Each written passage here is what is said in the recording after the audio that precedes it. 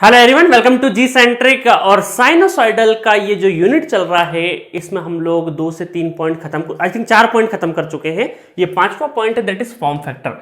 अब देखिए, नेटवर्क में बहुत ज्यादा इंपॉर्टेंट नहीं है फॉर्म फैक्टर। या आप जब मेजरमेंट पढ़ेंगे तो ऐसे पाटीदार सर इस फॉर्म फैक्टर को आपको बहुत अच्छे से बताएंगे। दूसरा, जब पावर इलेक्ट्रॉनिक्स पढ़ेंगे तो मैं आपको फॉर्म फैक्टर को और भी डिटेल वर्जन में डिस्क्राइब करने वाला हूं, क्योंकि इसका देखिए फॉर्म फैक्टर क्या करता है, ये इंफॉर्मेशन देता है कि आपका वेवफॉर्म का शेप कैसा है। ठीक है, तो किस पे, ये पहला पॉइंट क्या, it gives the shape of the waveform. ये किस पे फोकस करता है कि आपके वेवफॉर्म का शेप कैसा है। तो जब हम पावर इलेक्ट्रॉनिक्स जितने भी कन्वर्टर्स और ये सब पढ़ते हैं ना, तो वहां पर हमें आइडियल वेवफॉर्म होना बहुत जरूरी है। जस्ट लाइक अगर मैं साइनोसॉइडल की बात करूं तो साइनोसॉइडल होना जरूरी है। ठीक है, अगर मैं बोलूं कि डीसी वेवफॉर्म अगर मुझे चाहिए तो एग्जैक्टली परफेक्ट डीसी चाहिए। बट प्रैक्टिकली क्या होता है, ना ही प्रैक्टिकली साइनोसॉइडल अवेलेबल होता है, ना ही प्रैक्टिकली एकदम परफेक्ट प्योर डीसी अवेलेबल होता है। कहीं ना कहीं हार्मोनिक्स, मतलब कि बोल सकते हैं कि जो शेप है ये कहीं ना कहीं गड़बड़ हो जाता है। सपोज करो ये साइनोसॉइडल शेप है, तो ये साइनोसॉइडल शेप नहीं रह के ये इस तरीके से हल्का सा शेप बिगड़ जाता है। इसका प्योरली डीसी नहीं रहते, ये एकदम बोल सकते हैं कि रिपल वाला डीसी होता है। तो असल में ये सारी चीजें जो है, इसका जो आइडियल शेप है, जैसे साइनोसॉइडल एक आइडियल स्मूथ वेवफॉर्म है, बट प्रैक्टिकली ऐसा होता नहीं है, इसमें थोड़ी सी गड़बड़ होती है। तो उस गड़बड़ को हम एनालाइज करते हैं, उस जो डिस्टॉर्टेड शेप को एनालाइज करते हैं और उसको वापस हम लोग कोशिश करते हैं कि जितना मैक्सिमम हमारा आइडियल वेवफॉर्म का जो शेप है उस तक मैक्सिमम जा सके, उसके लिए हम लोग ट्राई करते हैं अलग अलग तरीके से।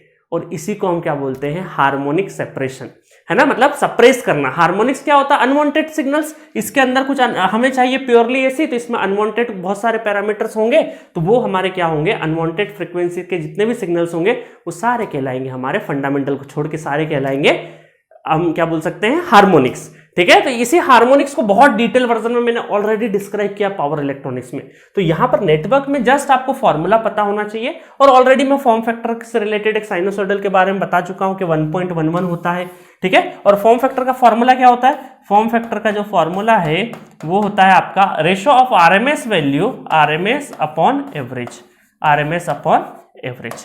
ठीक है, इसका मतलब है कि देखिए यहां पे आरएमएस अपॉन एवरेज, तो ये है हमारा फॉर्म फैक्टर का फॉर्मूला, जो कि प्योर साइनोसॉइडल के लिए कितना होता है, 1.11। ये मैं प्रूफ भी करा चुका हूं, जब मैं फुल लेंथ का जो आरएमएस और एवरेज का जब प्रीवियस लेक्चर में मैंने यहाँ पे वैल्यू रखी थी तो हमारी 1.11 आ भी रही थी। ठीक है, तो अभी नेटवर्क पॉइंट ऑफ व्यू से बहुत ज्यादा मैं डिटेल वर्जन में नहीं जा रहा हूं, अदरवाइज मैंने पावर इलेक्ट्रॉनिक्स में बहुत ज्यादा फोकस किया इन चीजों पे।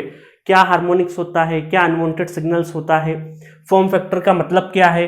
फॉर्म फैक्टर 1 से, जैसे 1 हुआ तो 1 फ्लैट टॉप्ड जितना वेवफॉर्म होता है, जैसे ये प्योरली साइनोसॉइडल की जगह अगर ये फ्लैट टॉप्ड होता है इस तरीके से, फ्लैट टॉप्ड, तो इसको क्या बोलते हैं, ये भी एक तरह का साइनोसॉइडल ही है देखो, बट ये क्या है, फ्लैट टॉप्ड है, फ्लैट टॉप। तो इस तरह के सिग्नल का जो होगा आपका फॉर्म फैक्टर वो क्या हो जाता है, 1 हो जाता है। तो ऐसे में बताऊंगा कि 1 से नीचे जाएंगे या 1 से ऊपर जाएंगे तो किस तरीके से फॉर्म फैक्टर के वैल्यू के वेरिएशन के साथ यहां पर क्या चीजें होती है, डिजायरेबल कंडीशन क्या है, सब कुछ पावर इलेक्ट्रॉनिक्स में ऑलरेडी एक्सप्लेन किया है। ठीक है, चलिए आगे बढ़ते हैं। बस ये 3 डेफिनेशन की जरूरत है नेटवर्क में, इससे ज्यादा की इंफॉर्मेशन की जरूरत नहीं है। नेक्स्ट है आपका पीक फैक्टर और क्रेस्ट फैक्टर। ये तो आपको कहीं पर भी यूज नहीं होगा, जस्ट आप याद रखिए it is defined as the ratio of peak value to the RMS value. ठीक है, तो हम ये बोल सकते हैं peak factor equal to peak value to the peak value, मतलब maximum value, peak value to the RMS value, RMS value. ये फॉर्मूला इसलिए करवा दिया कि बहुत सारे जो कॉलेज गोइंग स्टूडेंट्स हैं ना, तो उनकी एक किताब में सेमेस्टर में कई बार आपको पीक फैक्टर और इसकी डेफिनेशन लिखने को आ जाती है, इस वजह से मैंने ये डेफिनेशन लिख दी और फॉर्मूला लिख दिया। इस अदरवाइज बाकी किसी सब्जेक्ट में इसकी आपको जरूरत नहीं पड़ने वाली है। नेटवर्क में भी सिर्फ डेफिनेशन तक ही लिमिटेड रहना है। ये बस कई बार आपको कॉलेज में जब वाइवा वगैरह होता है तो इस तरह की डेफिनेशन पूछ लेते हैं, क्योंकि 3rd सेमेस्टर में या 4th सेमेस्टर में जब नेटवर्क थ्योरी कॉलेज में होता है तो वो छोटी छोटी ऐसी चीज पूछ लेते हैं जो हमारे गेट के सिलेबस या दूसरे सब्जेक्ट में रिलेट नहीं करता है। ठीक है, तो इसी वजह से ऐसे स्टूडेंट जो कॉलेज में है तो वो इस डेफिनेशन पे ध्यान रखना, ऐसे स्टूडेंट जो कॉलेज में आगे निकल चुके नेटवर्क थ्योरी से तो उनको याद रखने की जरूरत नहीं है। अब स्टार्ट करते हैं इस पूरे लेक्चर का मेन चीज, इंट्रोडक्शन ऑफ फेजर। ठीक है, कि फेजर क्या होते हैं। सर ये फेजर है ना, जब स्टूडेंट सबसे पहले सुनता है फर्स्ट सेमेस्टर में आई थिंक BEE या BEEE जो बेसिक इलेक्ट्रिकल या बेसिक इलेक्ट्रॉनिक्स या बेसिक इलेक्ट्रिकल एंड इलेक्ट्रॉनिक्स वाला जो सब्जेक्ट होता है ना, आई थिंक कुछ स्टूडेंट को फर्स्ट सेमेस्टर में होगा, कुछ को सेकंड सेमेस्टर में होता है। वो सब्जेक्ट में पहली बार आप फेजर का नाम सुनते हैं और समझ में नहीं आता कि सर क्योंकि ट्रांसफार्मर या डीसी मशीन का थोड़ा थोड़ा इंट्रोडक्शन होता है, थोड़ा सा एसी सर्किट का इंट्रोडक्शन होता है, तो उसमें समझ नहीं पड़ता कि सर फेजर है क्या असल में। हम रट लेते हैं उस टाइम पे, बट जब नेटवर्क थ्योरी असल में पढ़ते हैं, मशीन पढ़ने जाते हैं, तो फेजर के बारे में बहुत ज्यादा बढ़ा चढ़ा के चीजें लिखी जाती है, बट हमारे सर के ऊपर से जाती है। तो आज मैं आपको इस लेक्चर में बताऊंगा बहुत बेसिक से चीज के फेजर का ओरिजिन कैसे हुआ और क्या पर्पस था इसका। देखो हमारे पास अगर मैं बात करूं एसी एनालिसिस की, तो हमारे पास एसी एनालिसिस में है क्या, मैं बोलूं एसी एनालिसिस में हमारे पास एक साइनोसॉइडल सिग्नल है। क्या है हमारे पास? एक साइनोसॉइडल सिग्नल है। थोड़ी देर के लिए मैं लेटेस्ट सपोज वोल्टेज के फॉर्म में ले लेता हूं इसको। किसके फॉर्म में ले लेता हूं? वोल्टेज के फॉर्म में ले लेता हूं।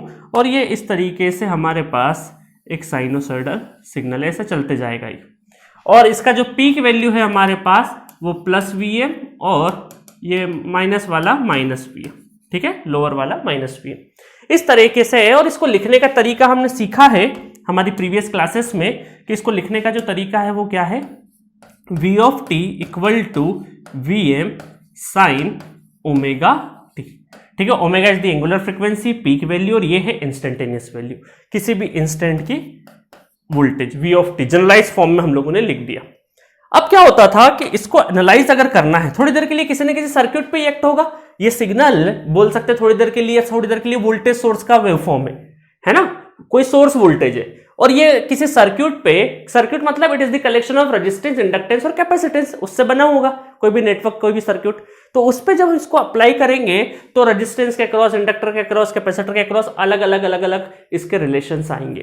तो हमने इसको एनालाइज किया मैथमेटिकली। सबसे पहले हमने एनालाइज किया इसको मैथमेटिकली एनालिसिस किया। और मैथमेटिकली भी क्या हो रहा था, देखिए कौन कौन सा मैथमेटिक्स में क्या क्या आ जाता, क्या क्या इंक्लूड होता था मैथमेटिक्स में। मैथमेटिक्स में इंक्लूड होता था ट्रिग्नोमेट्री, भाई साइन कॉस जहां पे आ जाए तो ट्रिग्नो तो है ही है, ट्रिग्नो हो जाता था। उसके बाद इंटीग्रेशन डिफरेंशिएशन, तो जस्ट लाइक कैलकुलस है ना, कैलकुलस इंटीग्रेशन डिफरेंशिएशन है ना, याद है ना आपको, इंडक्टर के क्रॉस, कैपेसिटर के क्रॉस, साइन का कॉस, कॉस का साइन कैसे चेंज होता है, करंट वोल्टेज का रिलेशन, तुम्हारा डिफरेंशिएशन, और ये सब यूज होता था। और एक और बड़ी चीज यूज होती थी कॉम्प्लेक्स नंबर। मैथमेटिक्स में कॉम्प्लेक्स नंबर आपने पढ़ा था है ना, 11th-12th के टाइम पे पढ़ा होगा, और नहीं भी पढ़ा हो तो थोड़ा बहुत तो आइडिया होगा ही होगा, बहुत डिटेल वाली चीज याद नहीं रखना आपको। तो मैथमेटिक्स, ये वाले सिग्नल को हम लोग फर्दर एनालाइज करते थे, जो सर्किट में इंप्लीमेंट करते थे, तो ये पूरा सिंपल मैथमेटिक्स हम लोग यूज करते थे। फिर आए चार्ल्स स्टेनमेंस, है ना, एक बहुत ही बेहतरीन साइंटिस्ट जिनका कंट्रीब्यूशन बहुत ज्यादा रहा है, ठीक है। इन्होंने क्या किया, 1893 में आए, है ना, सन 1893 में आए चार्ल्स स्पेलिंग देख लेना, स्टीनमेट्ज, आई थिंक सही है, स्टीनमेट्ज, ठीक है। जब मशीन पढ़ोगे ना तब भी इनका नाम काफी आएगा, इंडक्शन मशीन में आएगा, ट्रांसफार्मर में आएगा, स्टीनमेट्ज, ठीक है। तो 1893 में स्टीनमेट्ज आए, और इन्होंने क्या किया, इन्होंने टर्म इंट्रोड्यूस करी फेजर।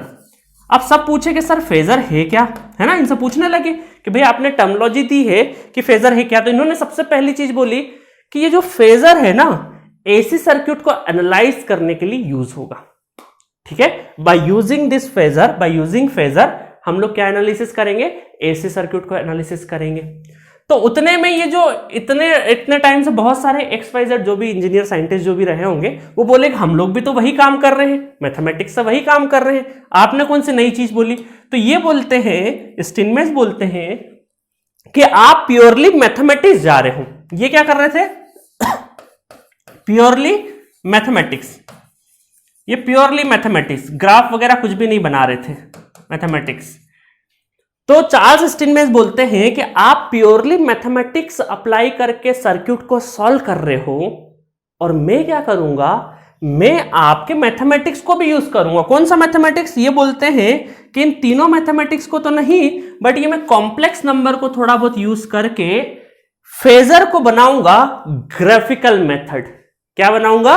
ग्राफिकल मेथड, जिससे कि बड़ी बड़ी चीजों को बड़ी आसानी से एनालिसिस कर सकते हो एक पेज के ऊपर, और आप बहुत रिजल्टेंट ड्रॉ कर सकते हो, कंक्लूजन ड्रॉ कर सकते हो बाय सीइंग वन ग्राफ या वन डायग्राम या वन एक बहुत अच्छा ग्राफ अगर देख लोगे। देखिए क्या होता है, मैं आपको एक चीज बताता हूं। सपोज करो बड़ी बड़ी कंपनियां चलती है ना, एक रिलेशन बताता हूं एक एग्जांपल से। बड़ी बड़ी कंपनी में क्या होता है कि हम सुनते हैं कि आज मीटिंग है। सपोज करो MRF कंपनी हो गई है ना, टायर बनाने वाली कंपनी है। ब्रिटानिया बिस्किट बनाने वाली बहुत बड़ी कंपनी है, बिस्किट के अलावा भी बहुत सारे प्रोडक्ट बनाती है ब्रिटानिया। तो ब्रिटानिया का सपोज करो एक हेड होगा, उसके बाद उसके अलग अलग स्टेट में भी हेड होंगे, फिर डिस्ट्रीब्यूशन चेन होगी अलग अलग तरीके से। तो कई बार क्या होता है कि वो 1 घंटे की मीटिंग हुई। सपोज करो कोई पूरे स्टेट का है ना, एक इंडिया है, इंडिया में कोई स्टेट मान ले, सपोज करो महाराष्ट्र है, तो एक महाराष्ट्र का हेड होगा पूरा ब्रिटानिया ग्रुप का।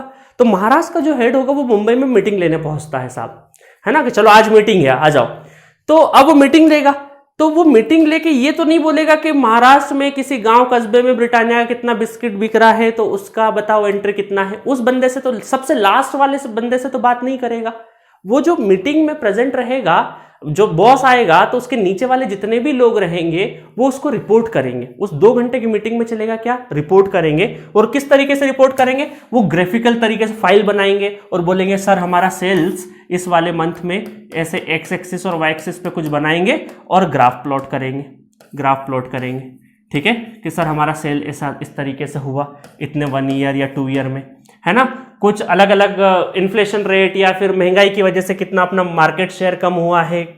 तो अलग अलग तरीके होंगे। कोई पाई चार्ट में बताएगा कि सर हमने महाराष्ट्र में इतना हिस्सा, मुंबई के आसपास 25% हमारा रीजन, यहाँ पे हमारे बिस्किट ज्यादा खाए जाते हैं। थोड़ा सा नागपुर जाते हैं तो वहाँ पे RSS समर्थक ज़्यादा होते हैं तो वहाँ पे बिस्किट नहीं खाते हैं, डायरेक्ट गेहूं खा लेते हैं। इस तरीके का, मतलब बुरा मत मानिएगा, इस तरीके का मैं एक एग्जांपल बता रहा हूँ कि अलग अलग रिपोर्ट देंगे। अलग पाई चार्ट हो गया, ग्राफ हो गया। जस्ट लाइक क्रिकेट में भी क्या होता है कि भाई आप मैच देखते हो और पूरा मैच नहीं देख पाते हो तो आप क्या करते हो, पूरे इनिंग की एंड में कुछ चार्ट की समरी से आपको बता दिया जाता है अच्छा ये बैट्समैन यहाँ पे है, ये बैट्समैन यहाँ है, फिर ये यहाँ पे चला। तो इस चार्ट को देखते हुए आप अंदाजा लगा लेते हो। 2 चार्ट है ना, इस तरीके का चार्ट मिलता है हमें। एक टीम का, फर्स्ट टीम का ये हो गया, सेकंड टीम का ये हो गया, तो दोनों टीम कौन से ओवर में कहाँ फॉल कर रही थी। तो आपने पूरा मैच नहीं देखा, बस एक ड्राइंग देखी और उससे पूरी समरी, पूरे इवेंट का आपने पता लगा लिया। अब ये मैनेजर साहब क्या कर रहे हैं, पूरे इवेंट का साल भर 2 साल का पूरा इन्होंने कुछ रिपोर्ट देखी जो कि ग्राफिकल वर्जन में थी। कोई मैथमेटिक्स इन्वॉल्व था क्या? नहीं था। तो सिमिलरली क्या हुआ कि देखो कितना काम आसान हो गया। ग्राफ्स हो गए, इन चीजों से क्या होता है, रिप्रेजेंटेशन बहुत आसान हो जाता है और इसको एनालाइज करना काफी आसान हो जाता है। आपका शेयर मार्केट इसी पे पूरा चलता है, ठीक है। तो ये सब हटा देता हूं मैं। तो कुल मिला के ये हुआ कि चार्ल्स स्टेनमेंस ने बोले कि ये है जो फेजर है वो ग्राफिकल मेथड है, बट ग्राफ तो किसी न किसी मैथमेटिक्स इक्वेशन से ही बनेगा ना। तो इन्होंने बोला कि बिल्कुल ये ग्राफिकल मेथड है, बट इसमें इन्वॉल्वमेंट जो है वो कॉम्प्लेक्स नंबर का है। तो असल में ये बोल सकते हैं कि phasor is a complex number, है ना। और ये क्या है, ग्राफिकल मेथड है, बट किसको यूज कर रहे हैं, कॉम्प्लेक्स नंबर को। तो हम ये बोल सकते हैं indirectly phasor is a complex number which represent amplitude and phase. इन्होंने क्या किया, इन्होंने बोला कि एक काम करते हैं, इसके अंदर एम्पलीट्यूड और फेज, है ना, एम्पलीट्यूड जिसको मैग्नीट्यूड भी बोल सकते हैं, एंड फेज, इन 2 चीजों पे हम लोग फोकस करेंगे। और उसकी कुछ कंडीशन है, ऐसा नहीं मर्जी आए उस तरीके से ड्रॉ कर दिया आपने ग्राफ, है ना। जैसे अभी हमने यहाँ पे ड्रॉ करे थे, तो क्रिकेट मैच में क्या होता है, नीचे कई ओवर्स होते हैं और वाई एक्स एक्सिस पे नंबर ऑफ ओवर्स और वाई एक्सिस पे क्या होता है, नंबर ऑफ रन्स होते हैं, है ना, इस तरीके से होता है। तो एक कुछ स्टैंडर्ड पैमाना है वहां पे। ऐसा थोड़ी आप एक्सिस पलट दोगे, पलट सकते हो, कोई दिक्कत वाली बात नहीं, बट जो स्टैंडर्ड आपने सेट कर रखा है उसी पे चलोगे। तो चार्ल्स स्टेनमेंस ने भी फेजर बनाने के लिए बोला है कि कुछ कंडीशन को आप फॉलो करिएगा, उनको फुलफिल करने के बाद ही आप फेजर बनाइएगा, ठीक है। अब ये ओवर द टाइम धीरे धीरे आपको सब समझ में आ जाए किस तरीके से हम फेजर बनाएंगे। तो सबसे पहले मैं पॉइंट बता देता हूं, है ना, पॉइंट बता देता हूं। उन पॉइंट्स को आप थोड़ी देर से समझने लगेंगे धीरे धीरे।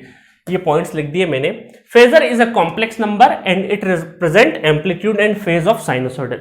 ये किस तरीके से एम्पलीट्यूड और फेज रिप्रेजेंट करते हैं, थोड़ी देर बाद जब हम लोग सर्क्यूट का एनालिसिस करेंगे ना, वहां पे फेजर जब बनाएंगे तो ऑटोमेटिक सारी चीजें समझ में आ जाएगी आपको। सेकंड क्या है, phasor is a rotating vector, है ना, फेजर क्या है, एक रोटेटिंग वेक्टर है, and always order of rotation should be anti clockwise. ये बहुत बड़ी बात थी, इन्होंने बोला कि जो फेजर का रोटेशन है वो हमेशा एंटी क्लॉकवाइज होगा। याद है मैंने ऑलरेडी आपको जब ट्रिग्नोमेट्री फॉर्मूला वगैरह जब बताया था, ट्रिग्नोमेट्री आइडेंटिटीज या कुछ फॉर्मूले बताए थे, तब बताया था कि फेजर ऑलवेज कैसे लीड और लेग कैसे देखते हैं, ऑलवेज एंटी क्लॉकवाइज रेफरेंस है। तो फेजर से आया है वो एंटी क्लॉकवाइज रेफरेंस। तो यहां पे phasor is a rotating vector and always order of rotation should be anti clockwise with single angular frequency omega, है ना।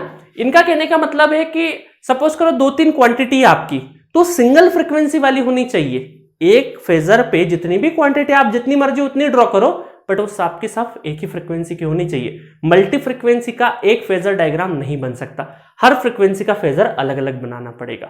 ये बात अभी आपको समझ में नहीं आई होगी, थोड़ी थोड़ी देर बाद जब मैं सर्क्यूट्स के और इनके फेजर बनाऊंगा तब आपको ये बात समझ में आई। ये जो पॉइंट्स लिखे थोड़ी देर बाद आपको कुछ पॉइंट समझ में आएंगे, ठीक है।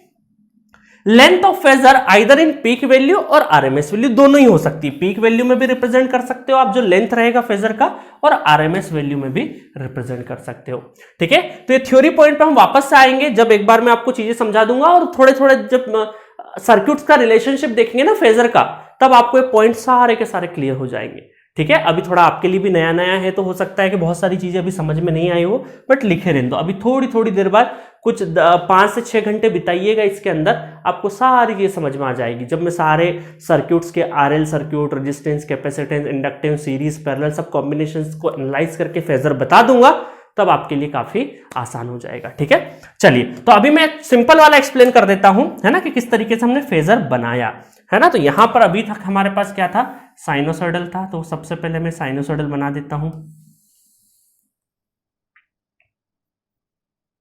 ये मैंने यहां पे साइनोसॉइडल बनाने की कोशिश करता हूं।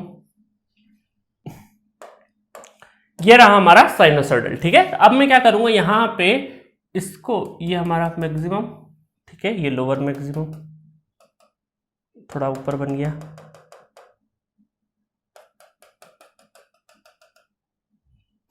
अभी ऊपर बन गया,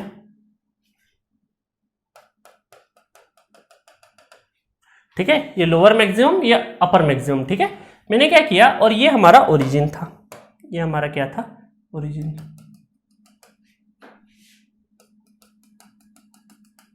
ये एक्स एक्सिस मैंने इधर एक्सटेंड कर दी, ठीक है। और यहां पर ये वाली एक्सिस भी मैंने क्या कर दी, इधर धीरे से एक्सटेंड कर दी।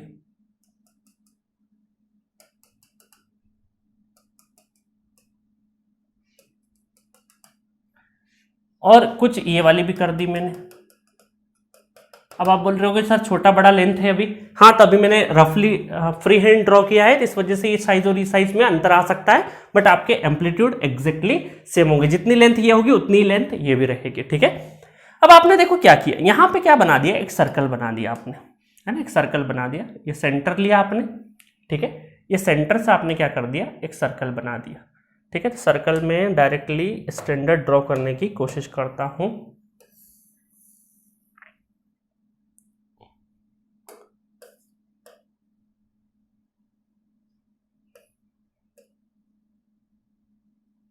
ठीक है, ये सर्कल बना दिया मैंने, और ओरिजिन ये नहीं लेके दूसरा, सॉरी ओरिजिन क्या, सेंटर, सेंटर ये ले लिया मैंने, लेटेस्ट सपोज, ठीक है।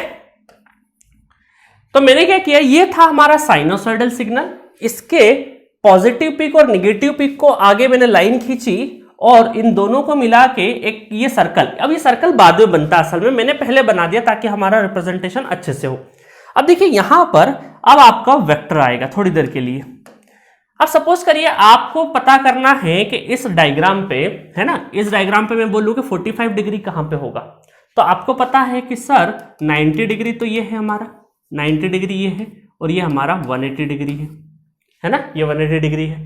तो 90 डिग्री ये है, तो आप बोलोगे सर मुझे 45 डिग्री, अच्छा मुझे बताओ 0 डिग्री अगर है तो 0 डिग्री यहां पे, तो इस वाले कॉम्प्लेक्स प्लेन में, ये क्या है हमारा कॉम्प्लेक्स प्लेन है, तो इसमें 0 डिग्री कहां बनाओगे, इसमें 0 डिग्री आप इस तरीके से बना दोगे, सर ये है 0 डिग्री, ये क्या है आपका 0 डिग्री है ना, 0 डिग्री, ये 0 डिग्री का प्लेन है। एक ये लेंथ है। अब ये जो लेंथ है ना मैंने बनाई, ये लेंथ, ये अभी पिछली बार लाइन लिखी मैंने कि जो फेजर है, फेजर की जो लेंथ है वो पीक वैल्यू भी हो सकती है और आरएमएस भी हो सकती है डिपेंडिंग ऑन द सिचुएशन, है ना। तो आप पीक भी यूज कर सकते हो, आरएमएस भी यूज कर सकते हो। तो ये जो लेंथ है फेजर की, ये आपकी पीक और उसमें दोनों में हो सकती है, आरएमएस में। अब सपोज करिए मुझे यहां से ड्रॉ करना है 45 डिग्री, मुझे क्या करना है 45 डिग्री ड्रॉ करना है। तो अब दूसरा कलर ले लेते हैं 45 डिग्री। तो 45 डिग्री कहां पे, यहां पे 45 डिग्री, 45 डिग्री यहां पे है। तो 45 डिग्री यहां पे है, तो इसका मतलब है कि देखो यहां पे अगर मैं लाइन खींचूंगा तो इसका मतलब है कि ये है हमारा 45 degree, that is our 45 degree. और रोटेशन कहाँ हो चला, रोटेशन एंटी क्लॉकवाइज में, इस वजह से फेजर का रोटेशन हमेशा एंटी क्लॉकवाइज में रहेगा।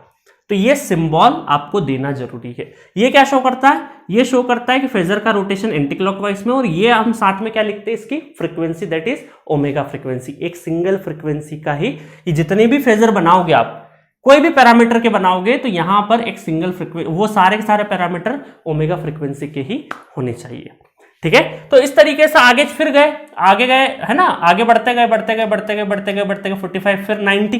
तो 90 कैसे आ जाएगा, 90 यहाँ पे इस तरीके से आ जाएगा, ये हो गया 90, ठीक है, 90 हो गया। उसके बाद आगे बढ़े, उसके बाद आगे बढ़े, तो आगे बढ़े तो फिर ये, है ना। अब देखो ये वाला कहाँ एंगल आ जाएगा, ये यहाँ पे आ जाएगा, 90 प्लस समथिंग जाएगा, है ना। तो इस तरीके से हम ये बोल सकते हैं, इस तरीके से बोल सकते हैं कि डिफरेंट फेजर अलग अलग एंगल पे, जिस तरीके से साइनोसॉइडल की क्वांटिटी ऐसे ऐसे करते हुए 360 तक जाती है, वैसे ही फेजर हमारा एंटी क्लॉकवाइज रोटेट होते होते होते होते होते वापस 360 तक पहुंच जाता है। तो इस वजह से हम बोलते हैं कि फेजर का जो रोटेशन है वो एंटी क्लॉकवाइज है विथ सिंगल ओमेगा फ्रीक्वेंसी, और ये जो लेंथ है ये पीक या फिर आरएमएस दोनों में हो सकती है। क्लियर बात। अब इतने जो पॉइंट लिखे हैं मैंने यहाँ पे, ये दूसरा वाला तीसरा वाला पॉइंट आपको समझ में आ गया होगा। पहला एम्पलीट्यूड और फेज क्या चीज है ये अभी थोड़ी देर बाद आपको बताऊंगा, क्योंकि ये जो लेंथ निकलेगी, ये लेंथ कितनी होगी, ये सब कैसे निकलेगा, एम्पलीट्यूड और वो कॉम्प्लेक्स नंबर है ना जो थोड़ा बहुत मैथमेटिक्स यूज करेंगे उससे निकलेगा, ठीक है। तो it's all about phasor diagram, कि ये जो सिंपल साइनोसॉइडल वेवफॉर्म है इसको हम लोगों ने एक ग्राफिकल तरीके से एक रियल और इमेजिनरी, मतलब इसको हम कॉम्प्लेक्स प्लेन बोल सकते हैं, उस पे हमने शो कर दिया है। अभी बहुत कुछ समझ में नहीं आएगा क्योंकि जस्ट मैंने ये तो साइनोसॉइडल का एकदम मैंने दूसरा इमेज बना दिया है फेजर में, बट जब हम लोग क्वांटिटी पढ़ेंगे, सर्क्यूट्स को एनालाइज करेंगे, तब आपको रियल में फेजर समझ में आएगा, ठीक है। तो थोड़ा पेशेंस रखिए, ये सारी चीजें आपको यहीं पे आपको याद रखनी, ध्यान रखनी है। जब मैं आगे बढ़ूंगा सर्क्यूट्स में, जब फेजर बनवाऊंगा तो सारी छोटी छोटी चीजें आपको काम आने वाली है, ठीक है। तो चलिए, तो फेजर को कितने तरीके से हम लोग, there are 3 ways to represent phasor, ठीक है। फेजर को 3 तरीके से हम लोग रिप्रेजेंट कर सकते हैं। पहला जो तरीका है हमारा, फर्स्ट तरीका जो है रेक्टेंगुलर फॉर्म। कौन सा form, rectangular form, rectangular form, rectangular form में एनालाइज कर सकते हैं। अब रेक्टेंगुलर फॉर्म में कैसे एनालाइज करते हैं, इसको कोऑर्डिनेट फॉर्म भी बोलते हैं, रेक्टेंगुलर फॉर्म और कोऑर्डिनेट फॉर्म। तो लेट अस सपोज ये एक्सिस है, इसको बोलते हैं हम लोग रियल एक्सिस, और इसको बोलते हैं हम लोग इमेजिनरी एक्सिस, मतलब इमेजिनरी एक्सिस मतलब जे के फॉर्म में, ठीक है।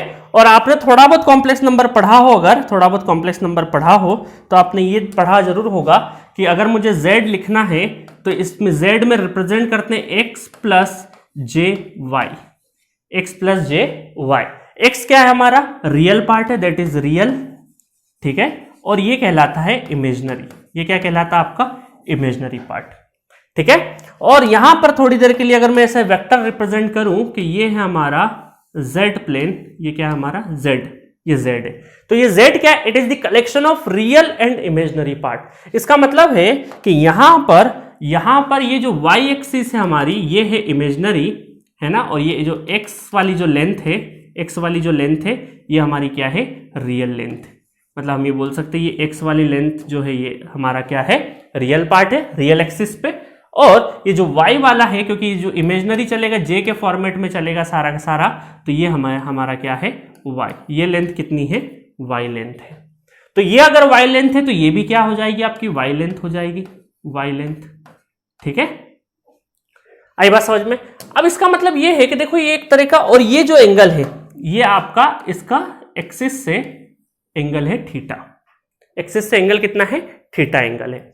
ठीक है, अब मुझे अगर ये थीटा और इसका मैग्नीट्यूड निकालना हो तो मैग्नीट्यूड निकालने के लिए चलो एक एक करके चलते हैं। तो पाइथागोरस थ्योरम लगा दें यहाँ पे, है ना, सिंपल पाइथागोरस थ्योरम। ये ट्रायंगल है आपके पास, राइट एंगल ट्रायंगल है, और आपको ये z अगर निकालना, मैग्नीट्यूड ऑफ z निकालना, एम्पलीट्यूड बोले या मैग्नीट्यूड बोले, तो क्या हो जाएगा, x square plus y square under root x square plus y square. Pythagoras theorem में z स्क्वायर हाइपोटेनस का square equal to base square plus height square, फिर अंडर रूट कर दिया, तो ये हो गया आपका एम्पलीट्यूड। और अगर मुझे थीटा निकालना है तो हमको ये भी पता है टेन थीटा कितना होता है, tan theta perpendicular upon base, तो perpendicular divided by base x, तो थीटा कितना हो जाएगा, थीटा हो जाएगा tan inverse y by x. तो ये हमारा कार्टेशियन फॉर्म है, जिसको हम लोग रेक्टेंगुलर फॉर्म भी बोलते हैं। ठीक है, अब चलिए सेकेंड फॉर्म देखते हैं, दैट इज पोलर फॉर्म। ठीक है, पोलर फॉर्म सेकेंड को क्या बोलेंगे हम लोग, पोलर फॉर्म।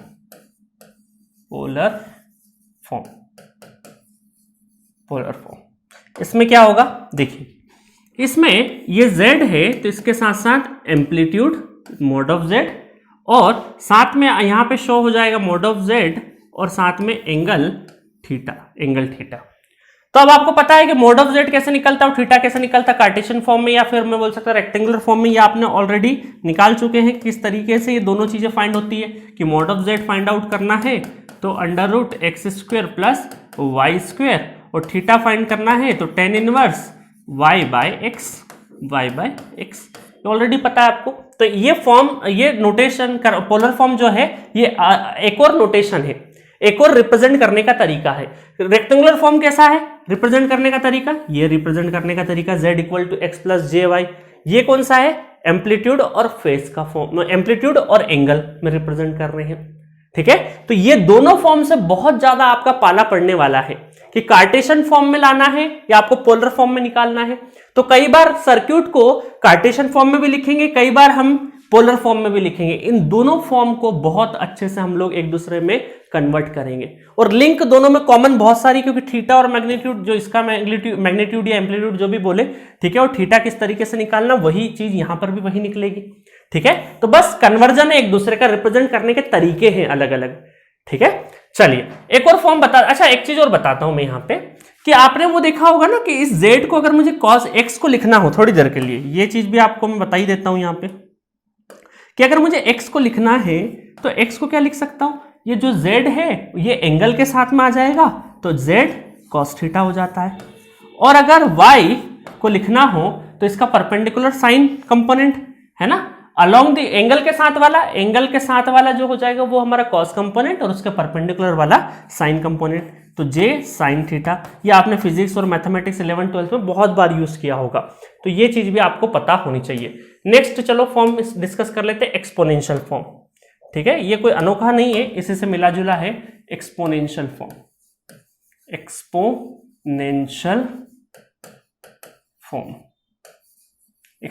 फॉर्म। इसमें क्या होता है देखिएगा, इसमें है z इक्वल टू मैग्नीट्यूड तो वही रहेगा e टू द पावर, ये जो थीटा था इसको अब हम लोग exponential j theta, positive angle है तो j थीटा, माइनस है तो माइनस j थीटा आएगा। ठीक है, और यहाँ पे e to the power j theta को हम लोग क्या लिखते हैं, e टू द पावर, ये रिप्रेजेंट करने का तरीका है ना। अब मैं अगर यहाँ पे e to the power j theta को लिखूं तो ये होता है cos theta plus j sine theta.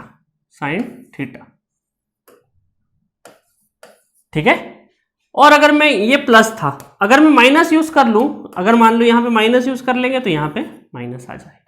ठीक है, डिपेंडिंग ऑन द सिचुएशन।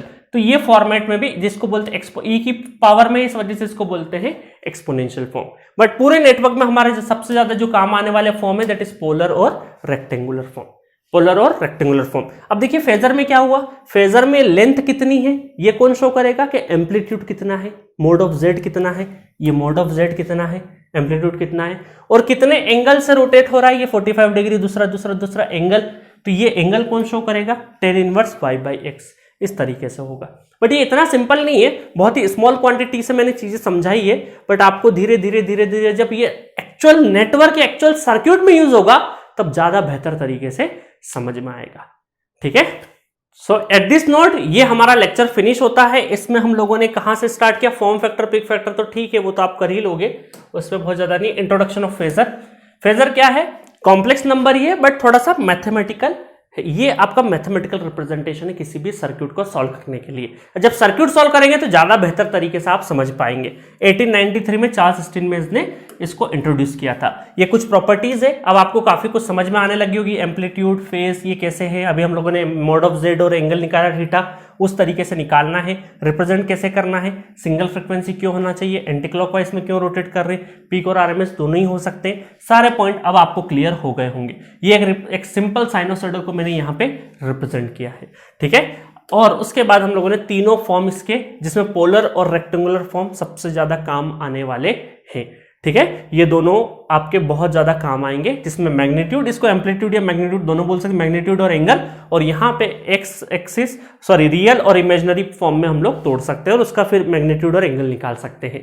ठीक है, घुमा फिरा के बाद एक जैसी ही है, रिप्रेजेंट करने के तरीके अलग अलग हैं।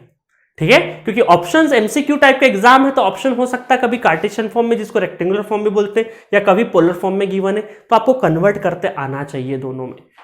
मजा आया? तो फेजर का इंट्रोडक्शन ले लिया आपको, मैं उम्मीद करता हूं कि 50% ही समझ में आया होगा। मैं 100% की एक्सपेक्टेशन नहीं रखता इस लेक्चर से। क्यों? क्योंकि जब फेजर, जब मैं सर्क्यूट समझाऊंगा ना, तब ज्यादा बेहतर तरीके से आप रिलेट कर पाएंगे, क्योंकि आपके लिए, बहुत सारे स्टूडेंट के लिए पहली बार ये सारी चीजें इंट्रोड्यूस हो रही है। तो डोंट वरी, धीरे धीरे थोड़ा टाइम दीजिए। इसके बाद वाला जो लेक्चर है इंस्टेंटेनियस पावर और एवरेज पावर होने के बाद, जब मैं सर्क्यूट्स के रिलेशनशिप बताऊंगा, वहां पे जब मैथमेटिक्स से डिराइव कराऊंगा और फिर फेजर, सिंपल फेजर मेथड से मैं ग्राफिकल अप्रोच से आपको सॉल्व कराऊंगा, तो आपको डिफरेंस समझ में आएगा। और ये जितनी मैंने बातें बताई है फेजर्स की, ये वहां आप बहुत प्रॉपर तरीके से रिलेट कर पाएंगे। देखिए गाइस, कुछ कुछ चीजें ऐसी होती है ना जो उस मोमेंट पे बहुत ज्यादा समझ में नहीं आएगी, बट थोड़े लेक्चर के बाद, थोड़े 2-3 लेक्चर होने के बाद वो चीजें बहुत अच्छे से समझ में आ जाती है। तो वैसा ही, उनमें से ही, ऐसे ही टाइप के कुछ टॉपिक में से फेजर भी है। फेजर अभी आपको पूरी तरीके से क्लियर नहीं होगा, जब उसका इंप्लीमेंटेशन या उसका एप्लीकेशन जब देखोगे क्वेश्चन में, या फिर आप उसके डेरिवेशन देखोगे, सीरीज आरएलसी कैसे हम डिराइव कर रहे हैं, मैथमेटिक्स से कैसे डिराइव कर रहे हैं, फेजर से कैसे देख रहे हैं उसको, तब आपको बहुत अच्छे से समझ आएगा। Okay, thank you. मिलेंगे नेक्स्ट लेक्चर में एवरेज पावर और इंस्टेंटेनियस पावर के साथ। Okay, thank you.